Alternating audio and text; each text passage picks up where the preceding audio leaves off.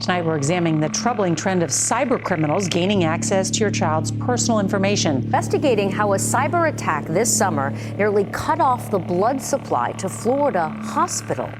Curious about the digital world? Want to know how to stay safe online?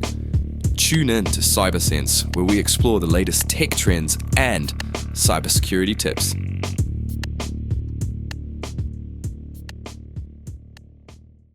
Hey everyone, welcome to CyberSense Episode 6, The Dark Side. I'm your host Rob Holloway, and today we're going to dive deep into two fascinating but often underlooked topics. So they are the dark web. What is it? You know, you've probably heard about it. And VPNs. What are they? Do you need them? So these seemingly complex concepts, they play actually quite a crucial role in our digital lives, whether we realize it or not. And so what we're going to do is we're going to explore what they are, why they matter, the risks involved in it, and also the benefits. So let's dive straight in, shall we? Let's go straight into what everyone wants to hear, and that is the dark web. What is it, right? You've probably heard about it in the news. You've probably seen FBI taking down this site or going after these criminals or this ring of nasty people, that sort of stuff. That's hidden in the dark web, right? You're like, oh, the dark web, terrifying place, absolutely terrifying. What is it, right? So let's break it down, okay? So the internet, let's break it down into the three concepts, okay? So it's got the ordinary web, it's got the deep web, and it's got the dark web, right? So what are these? Let's think of it like an iceberg, okay? So the tip of the iceberg, the thing you see above the water, that lovely white pristine thing that sits there that everyone goes, oh, it's pretty, it's an iceberg. That is Google, Facebook, your everyday surfing, just, your general day-to-day usage, things that don't require you to do anything. You just go into Google and go, I want to look up cats today. So you look up cats or dogs or puppies or whatever you want. It's like right there, boom. That's the normal web, okay?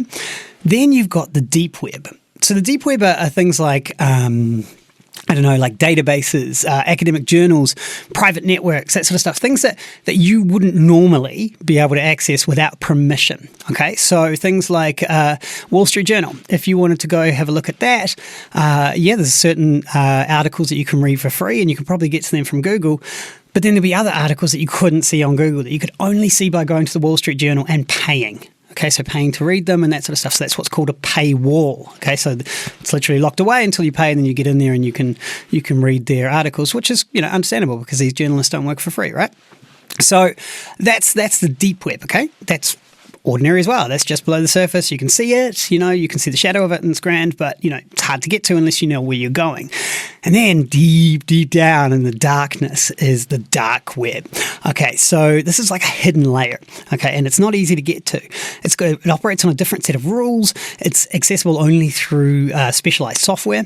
So one such software is called the Tor network, and that stands for the Onion router.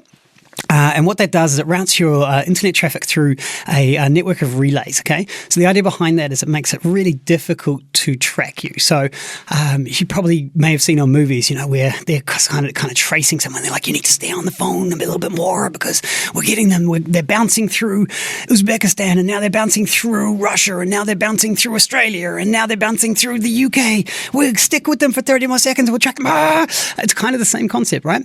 They're bouncing through all these relays, and it's really, really, really hard to find them because the ingress and egress, the entryway and the exit point changes, right? So, and the IP address changes, so how do you follow someone, right? So that's the idea behind it, that it hides it there, and it makes it really difficult to track them or even identify the online activity. So this is usually, as I said, the anonymity is achieved through the use of specialized addresses and software. So like .onion addresses. You know how you've heard of .com? Well, .onion is what they use in the dark web. And they're unique identifiers for websites on the dark web. So it won't be things like, like hackers.onion. It would be 123 ABC 67 blah, blah, blah, blah, blah, blah, blah, .onion.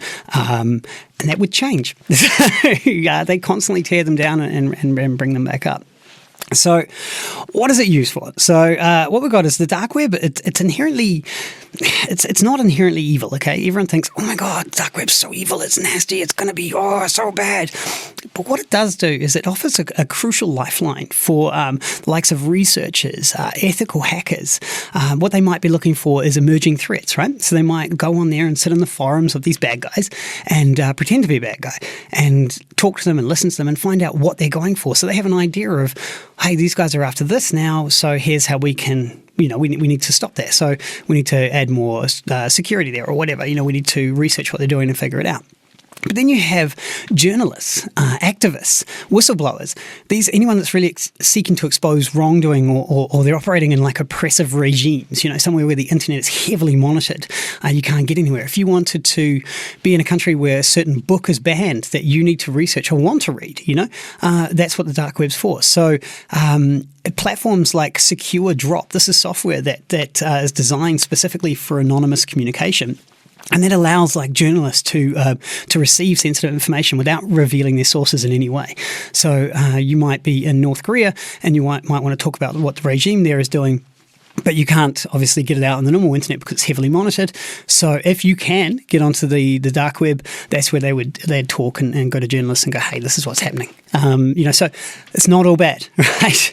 However, the dark web does obviously harbour a much, much darker side, and it has become a haven for illegal activities and hosting illicit marketplaces. Like, you've probably already heard of the infamous Silk Road. That was years ago. That was brought down. But that was where drugs, weapons, stolen data, pretty much everything and anything you wanted was traded there and sold and bought. And as I said, these marketplaces are often shut down by law enforcement as quickly as they can, but they keep popping up. It's like whack-a-mole. You get one, you arrest a bunch of people, you put them in jail, they're bad, all that sort of stuff, and then someone just fills their place. It's a void, and they will take it. And it attracts cyber criminals, and it's a thriving black market in there because it is anonymous. It is kind of like the Wild West. It's not all bad, but there's definitely dark pockets there, and you don't want to just mess around there. So it's also like a breeding ground for hackers. They provide forums where they exchange malware, they discuss tips and tricks, they help each other, learn and get better. It's there is a nasty thing there. They can also plan cyber attacks in there and all that sort of stuff. But again, going back to the it's anonymous, it's ways for them to hide and do this illicit activity where they feel that they can hide their identity and talk about it. So that's one part of it, right? So, venturing into the dark web, it does carry significant risks if you don't know what you're doing. Simply clicking on the wrong link or going into the wrong place can expose you to illegal content, for example, which can have severe legal consequences depending on what you find in there. German authorities sort of recently, they took down a infrastructure of cybercrime, and it was called a marketplace called Nemesis Market. And what they did was they jumped in there and they shut it all down, and all the people that were involved in it, they started arresting them throughout Germany, Lithuania, and they've basically shut down the platform. But they're constantly doing this. And if you stumble across one of these places and go, oh, I might buy this, just because, this is a bit of fun. Yeah. Chances are law enforcement are going to be well aware of it and will come after you. There's other examples of this that probably aren't best for, the radio airtime, but there's some very, very nasty things on there. And if you accidentally stumble across it, that's a crime. Straight off the bat, it's a crime. Just you even viewing it is a crime, and you can be arrested for that. So be very careful if you're curious about the dark web or something like that. This is not a how-to. This is not me endorsing it. As I said, there's some great things in there, but there's a lot of nasty stuff, an awful lot of nasty stuff. And unless you really need to, or you're a researcher or something like that, I wouldn't bother, personally. It is notorious as the other thing for malware infections, phishing scams. They're disguised as legitimate sort of how-to guides and helping you, because they also target their own, right? The hackers also go after what they call as noobs, and it's really fun in that world to attack a noob and just expose them. And there's even whole websites dedicated to that, to just being like, hacked a noob. So it's rampant, they lure you in there, they hit you, and then they'll steal your personal information, they'll encrypt your files, they do all the stuff that we talked about a few episodes ago with ransomware. They'll just do it straight on there. And who are you going to complain to? You're on there doing things you shouldn't, and suddenly you get popped. It's like, okay. But I mean, as I said, it's not all lawless. The law enforcement agencies, they do actively monitor the dark web. They utilize sophisticated techniques to identify and apprehend users that are involved in illegal stuff. Like just recently, well, not recently, in 2015, the takedown of Playpen by the FBI. That was a very nasty child exploitation website, and that led to the identification of hundreds of users. And what they did was it demonstrated the reach of the law enforcement deep into there. Like, it shows they are there, they are watching, and they are bringing things down, which is fantastic. You know, it's great. As I said earlier, though, it's a whack-a-mole, right? It's a wild west in there, and that's what they're trying the best they can. But I mean, beyond the legal and technical risks, the dark web, just seeing some of the stuff can pose significant psychological harm. Like, I mean, you can encounter graphic or disturbing content that can have profound, lasting impact on you. And it is crucial to remember that the dark web itself it's not really a place for casual browsing, as I mentioned before. The risks definitely can outweigh the curiosity. So, as I said, I'm not endorsing going in there. I'm not endorsing surfing or doing anything inside there that's illegal. But the legal things for it, for like researching and that sort of stuff, it's amazing in that side of it. But even just from a security research standpoint of seeing the emerging threats, there are companies specifically that will hire hackers to sit in there and constantly monitor the upcoming threats. So, yeah, hopefully that explains what the dark web is. Tonight, we're examining the troubling trend of cyber criminals gaining access to your child's personal information. Investigating how a cyber attack this summer nearly cut off the blood supply to Florida hospital. Curious about the digital world? Want to know how to stay safe online? Tune in to CyberSense, where we explore the latest tech trends and cybersecurity tips.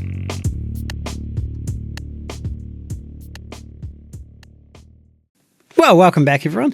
So after that ominous topic, let's talk about VPNs. Okay, so VPNs, much more lighter topic. So what is a VPN? Let's shift gears and talk about it. So VPN, it's a virtual private network. So what it is, it's like a powerful tool that can enhance your online privacy and security.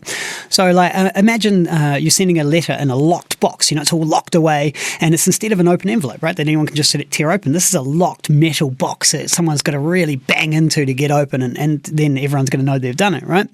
Well, a VPN, that encrypts your traffic kind of like that. It scrambles everything up. So even if someone was able to intercept that data or the letter and open it up, they'll be like, oh, this is all code. I don't know what's going on here. So they won't be able to understand it. They won't know what they're doing with it. And they'll just be like, whatever, throw it away. It's useless to them, right?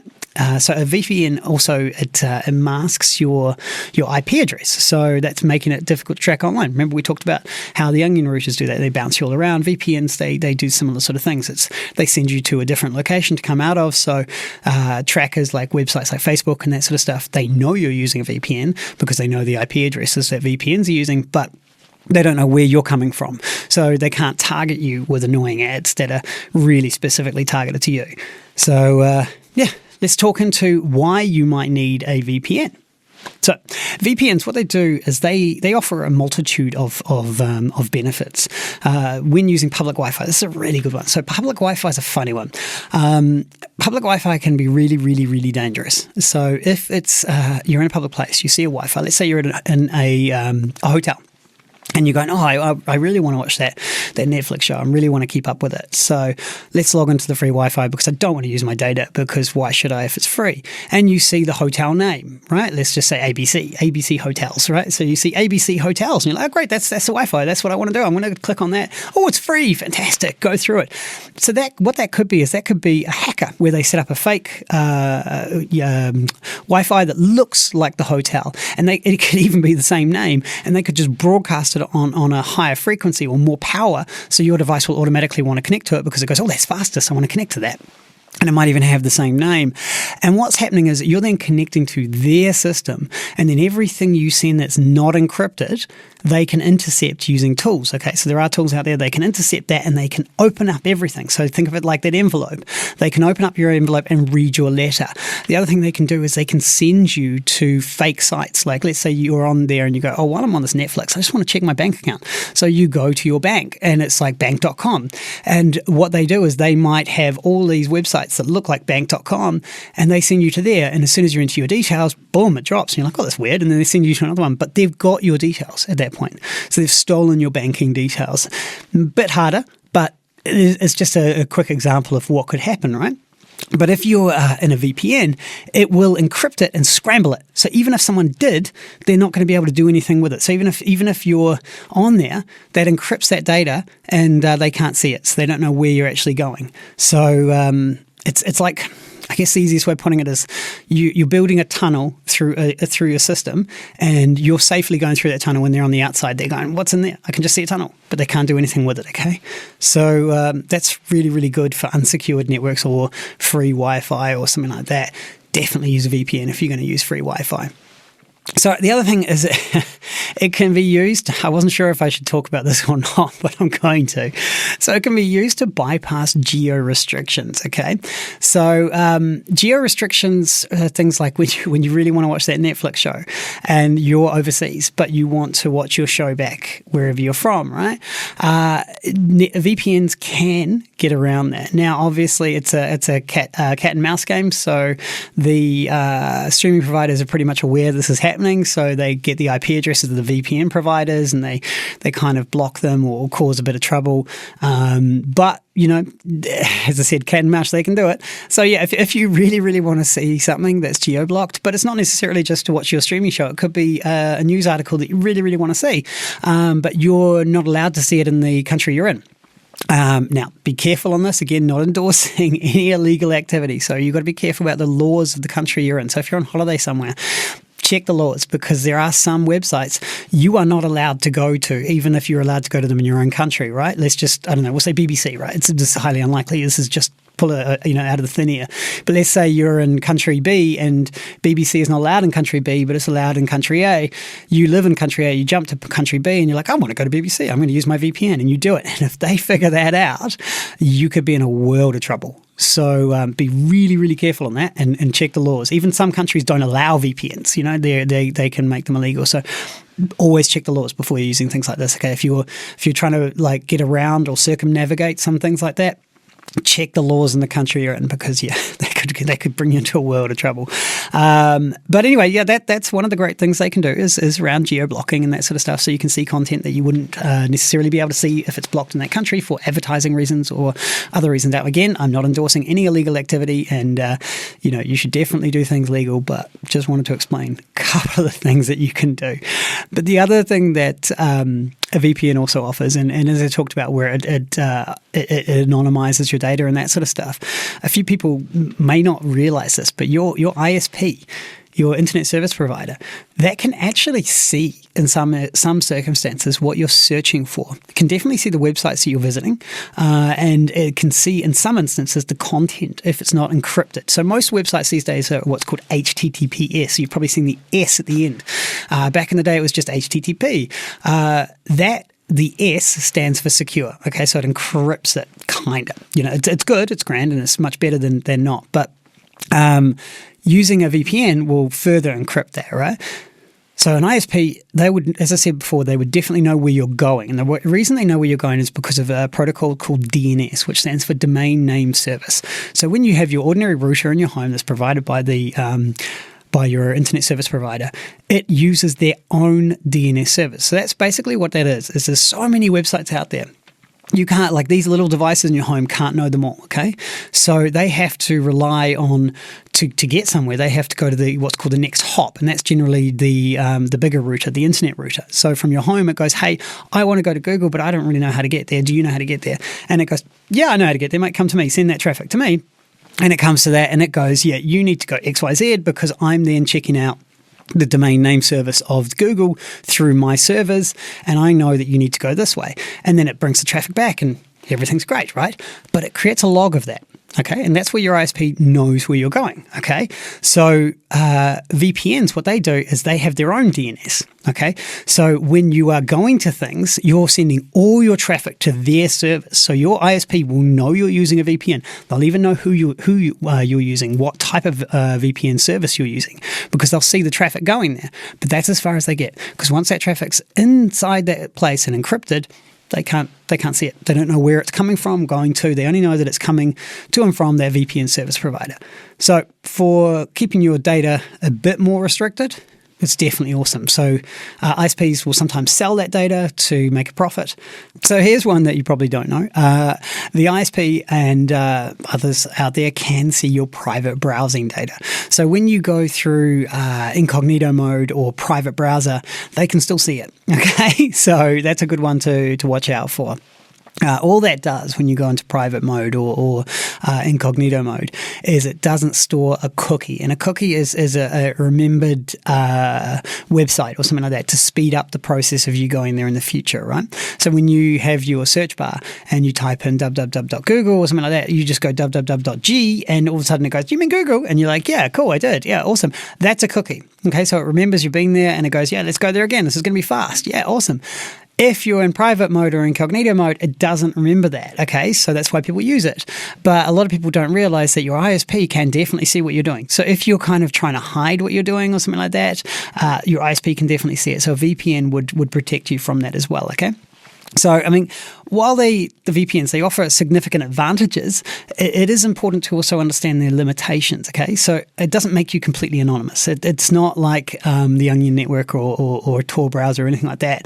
Websites can still track you through cookies. So afterwards, they can sort of have an idea of where you're going, browser fingerprinting, your login credentials, that sort of stuff. They'll still know a good chunk about you, and also be wary of free VPNs, okay? So many free VPNs, they generate money by selling your data. So yeah, you're hiding your stuff from your ISP or Facebook or whatever like that to save your data so no one else can buy it, but then your free VPN is actually selling it as well. So it's kind of, there's no point, right? Then they can also get quite nasty. So you can have fake free VPNs, which yes, they'll offer a VPN, but then they can inject adware. So adware is like intrusive ads that constantly pop up that are really annoying, and they'll just be everywhere. It'll be the same ad, you know. You're like, how is that following me? That's called adware, right? So, yeah, if you're going to use it, I would advise to generally stick with a reputable paid one, like NordVPN or any of the top antivirus or top ones that are out there. Just have a quick Google. I'll put it up on the website, some recommendations for you, and we can go there, cybersenseradio.com. So, okay, so how do you choose a VPN? How do you do that? So when you're selecting your VPN, you've got to prioritize your providers, okay? So you want to look for a strict no-log policy if privacy is really, really important to you. And that's probably why you're on a VPN, right? Unless you travel a lot and you use free Wi-Fi, then definitely get it for security. But if it's just privacy that you're after, then you really want that strict no-log policies. And what that means, it means they don't collect and store any of your information about your online activity, okay? So that's your data privacy. This is money, okay, to these guys. This is how advertisers look after you and track you and all that sort of stuff and sell you things that you don't want or maybe do want, because they know more about you than you know about yourself. And the way they do that is your search habits, your online habits. They've built a massive profile of you, and it's huge money. So, check that out. You also want strong encryption, okay? That's really, really crucial. So that ensures that your data does remain secure, even in the face of sophisticated attacks against you or against your VPN. So if it's really, really secure and good, tight encryption, you're okay. If it's weak and old, maybe go to the next one. You've also got to choose a VPN with servers and regions that you want to access. That's really important, especially for the geo-blocking stuff. There's no good getting one where you're like, I'm going to use it to check that service when I'm over here, and there's no server where you actually want to go, because that's how they work. Okay, so VPNs work like that. They have servers in the places that you're hopping from. Like, let's say, for example, you wanted to make it look like you're coming from the United States with your traffic, or you wanted to access websites in the United States or whatever. You would select a server in the United States, and then it would appear like you are in the United States because your traffic is coming from one of their servers. So to all the websites in there, they're like, oh, cool, you're in the United States. Awesome, here you go. That's how it works, okay? So if you are really important on that, do choose that, okay? So there's a few things to look out for there. And when you are choosing your VPN provider, they will tell you that. And they usually list where their servers are and that sort of stuff, so you can have a pretty good idea beforehand. And if they don't, and they're ones you really, really, really, really want to use, I would email them and ask them, say, hey, where are your servers? Give me a list. And they will. And if they don't go with them. Yeah.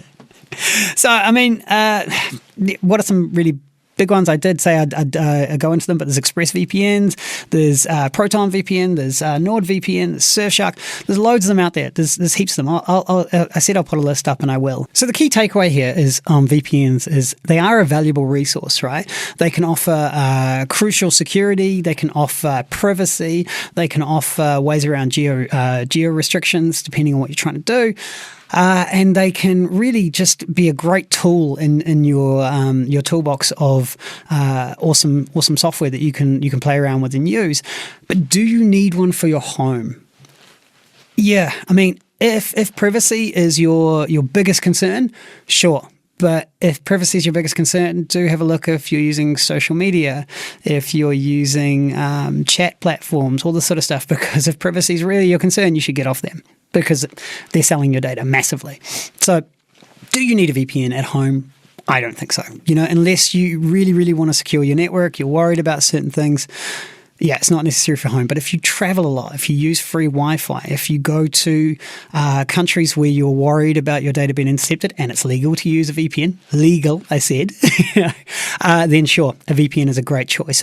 But you've got to be careful with the one you choose. I mean, do your research, find the one that's right for you, find the one that meets your budget, but also, really critically, it's a well-known one, okay? Go with those. You don't want to get caught with a really dangerous one, especially those free fake ones or something like that, because you're just getting a virus. Tonight, we're examining the troubling trend of cyber criminals gaining access to your child's personal information. Investigating how a cyber attack this summer nearly cut off the blood supply to Florida hospital. Curious about the digital world?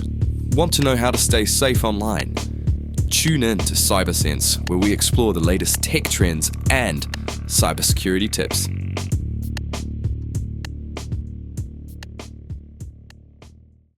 Hey everyone, welcome back. So it is that time of the show where we're going to our Q&A, and my producer Danny is going to ask me loads of questions.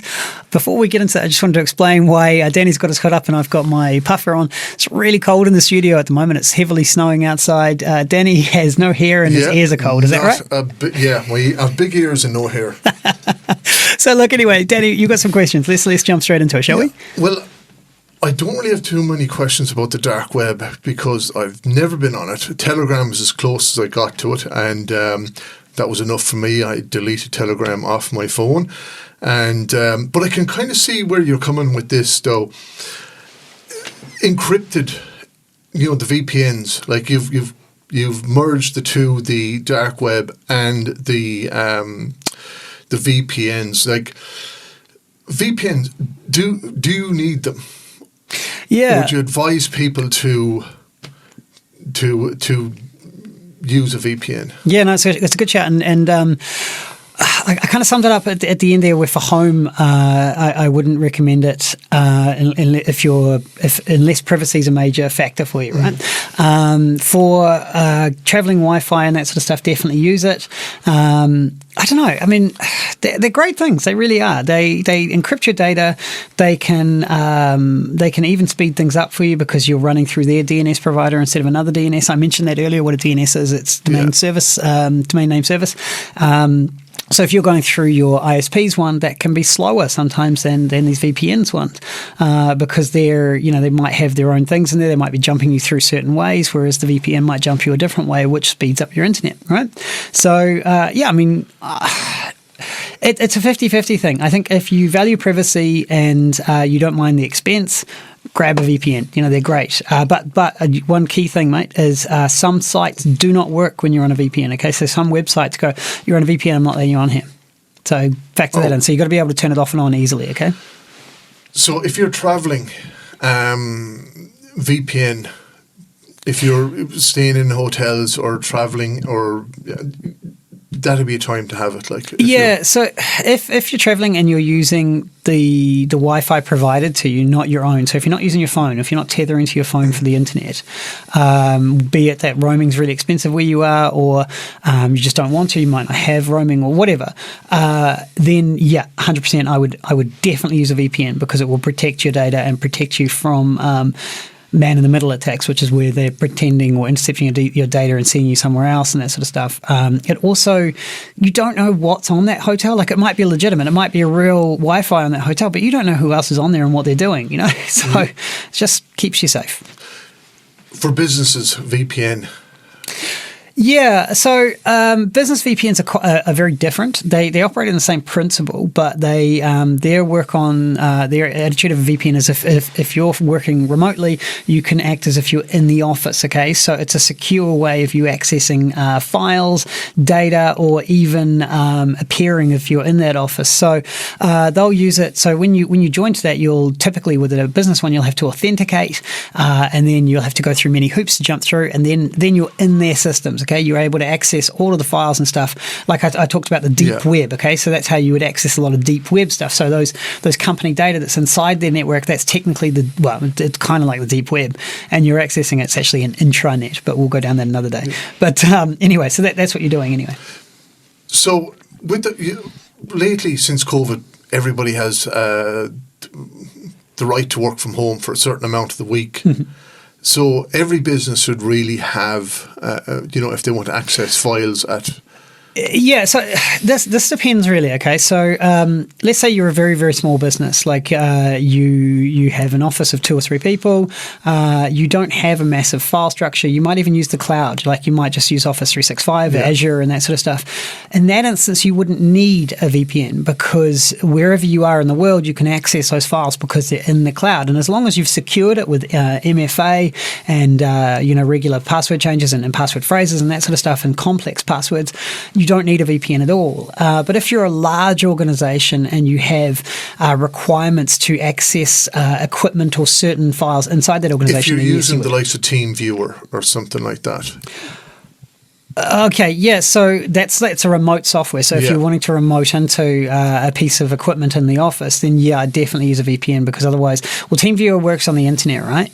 So if you use a VPN, you wouldn't need to use TeamViewer because you would theoretically be inside the office, so you could remote onto these using Microsoft tools like Microsoft Remote Desktop and that sort of stuff. It takes away that TeamViewer vulnerability because when you have TeamViewer, you're opening up a hole to the internet for people to come in. Now, TeamViewer is obviously a piece of software. You have to have it on both devices to get on, but if that gets popped or hacked, it's a vulnerability, whereas a VPN offers that complexity and that security. Now, there's no way you can hack a VPN. There totally is. Yeah. Anything is hackable. Don't think just because you have it and it's nice and secure, don't think it's not hackable. It's all about time and resources, right? So if it's a good encryption, like a modern VPN with modern encryption and modern authentication methods, then it's very, very difficult to hack it. But anything, if someone's motivated enough and smart enough and have enough resources, pretty much I don't want to say everything's hackable, but pretty much it is, So, and a VPN, what would they cost for businesses and if you were to get one privately? I will have to get back to you on that one. I can put it up on the site. Private VPNs, they vary in price. So I'll put a list up on them onto cybersenseradio.com. For businesses, it's more you have to have technical know-how to do it, and you need specialized firewalls and routers and that sort of stuff in your office to enable that VPN connectivity. There are other services you can do, but if you wanted to do it yourself, you need a bit more knowledge and hardware and that sort of stuff. Yeah. So you'll have that up on the website. I will. Yeah. Okay. Excellent. So I suppose the VPN, it's really for, just to sum up, it's really kind of if you're traveling, really. Well, that's the main. Or your privacy focus, right? So for personal VPN, your personal one like NordVPN and that sort of stuff, that would be for, you're traveling, you're focused on privacy, you want that extra layer of security on your phone, on your laptop, whatever. That's when you'd get that. For business VPNs, that's completely different. That's to access your business systems as if you're in the office, okay? Those are the two types. So I didn't really talk about tonight about business VPNs. I was more talking about personal VPNs, but if you guys are interested, do write into us, and I can do another show on business VPNs and go into a bit more detail on that. I'd say a lot of people would be wanting to know about that, especially for small kind of businesses that would be, that they'd have to maybe log in, and with the whole work from home since COVID. It's definitely something that people would be wanting to know about anyways, with small startups and that anyway. Yeah, absolutely. So look, I can definitely do one of the next shows on that, so just remind me. Yeah, will do. Look, anyway, that's all the time we've got, so thank you very much, Danny, for that. John Gibbons is up next with the Eclectic Mix.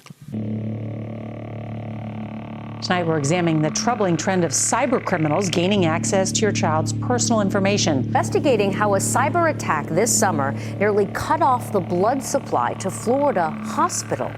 Curious about the digital world? Want to know how to stay safe online? Tune in to CyberSense, where we explore the latest tech trends and cybersecurity tips.